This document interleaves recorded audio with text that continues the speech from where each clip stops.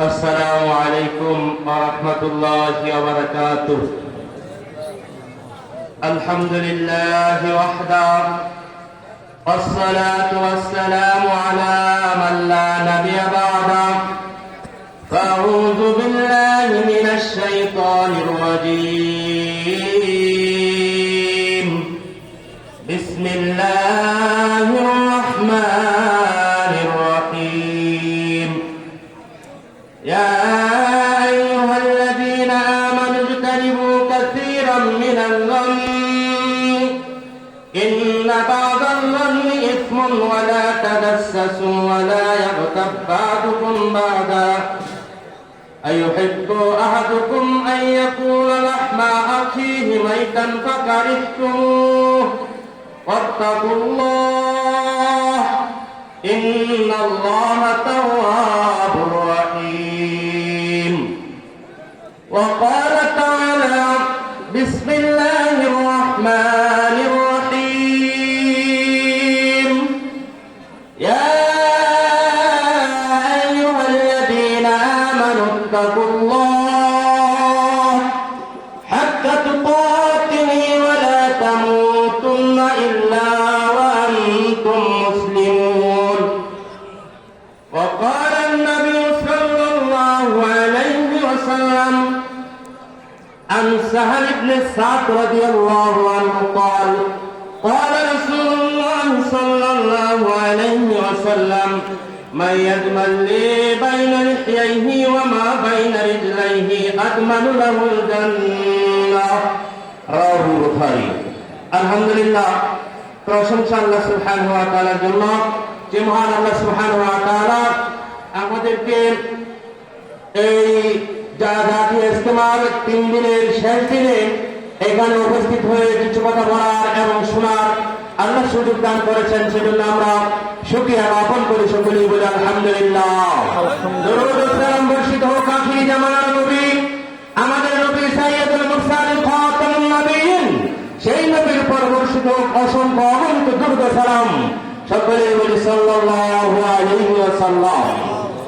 সম্মানিত দিনী ভাইরা, আমরা এক সময় ছিলাম না, এখন আছি, আবার আমরা থাকবো না। কবি বলেছেন, তুমি যেদিন এসেছিলে এই ভুবনে কেঁদেছিলে তুমি একা আর হাসছিল সবাই। এমন জীবনটা তুমি করিও গঠন, যেদিন তুমি মারা যাবে কাঁদিবে ভুবন আর হাসবে শুধুই তুমি একা। অবস্থিতি দিনে বাইরাম, আল্লাহ সুবহানাহু ওয়া তাআলা কুরআনুল কারীমের ভিতরে ঘোষণা করেছেন, হে মানব জাতি, তোমরা নিজের জাহান্নামের আগুন থেকে বাঁচো এবং তারপর পরিবার পরিজনদেরকে জাহান্নামের আগুন থেকে বাঁচাও। এর অবস্থিতি দিনে বাইরাম, আগে জাহান্নামের আগুন থেকে আপনাকে আমাকে নিজে বাঁচতে হবে, তারপর পরিবার পরিজনদেরকে জাহান্নামের আগুন থেকে বাঁচাতে হবে। অবস্থিতি দিনে বাইরাম, আমার সময় মাত্র 5 মিনিট। 5 মিনিটে আলোচনা নিয়ে আসলাম। আলোচনার বিষয় ছিল গীবত, পরনিন্দা। এই বিষয়ে আলোচনা করার ইচ্ছা পোষণ করেছিলাম, তো মনে হয় 5 মিনিটে কিছু আলোচনা করতে পারবো না। তারপরে যেহেতু সময় 5 মিনিট দিচ্ছে, সেজন্য আন্তরিকভাবে ওনাদেরকে ধন্যবাদ জানাই 5 মিনিট সময় দেওয়ার জন্য। তো উপস্থিতি জেনে পেলাম, সূরা হুজুরাতের 12 নম্বর আয়াতের ভিতরে আল্লাহ ঘোষণা করেছেন, হে ঈমানদারগণ, তোমরা বহুবিধ ধারণা করা থেকে বেঁচে থাকো, কেননা কতক ধারণা আছে পাপের কাজ। ধারণা করাটা হলো পাপের কাজ। ওয়ালা তাজাসসু, তোমরা মানুষের দোষ ত্রুটি যাচাই করো না, তোমরা মানুষের দোষ ত্রুটি খোঁজাখুঁজি করিও না, এটা আল্লাহ নিষেধ করে দিয়েছেন। হাদিসে আছে, আল্লাহ রাসূল বলেছেন, লা ইয়াদখুলুল জান্নাতা কাত্তাতুন ওয়া ফি রাওয়ায়াতিল আম্মাম।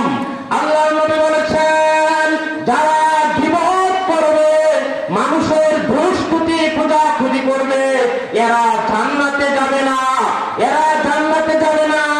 আল্লাহ রাসূল নিষেধ করেছেন, অথচ এক ওয়াক্ত সালাত না পড়লে আপনি জান্নাতে যাবেন না, এরকম কিছু নেই। তাহলে সম্মানিত পরিবার, যা কেমন সময় শেষ, তো আমি আপনাদেরকে বলতে যাচ্ছি, তো আপনারা যারা সালাত পড়েন, জামাতের সাথে সালাত পড়েন, কখনো কোনোদিন মানুষের গীবত করিয়েন না, মানুষকে নিন্দা করেন না।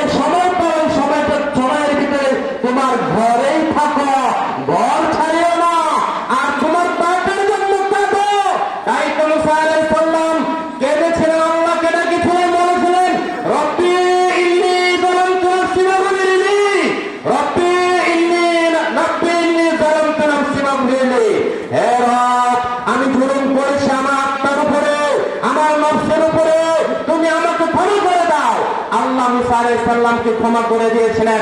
এইভাবে যত নবী রাসূল ছিল যারা অপরাধ করেছিল আল্লাহর কাছে ক্ষমা ভিক্ষা চেয়েছিল, আল্লাহ ক্ষমা করে দিয়েছিলেন।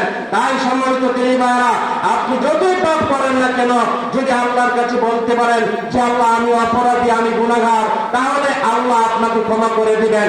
সর্বশেষ সম্মানিত দিনী ভাইরা, একটা স্লোগান দিয়ে আমি আমার আলোচনা শেষ করছি।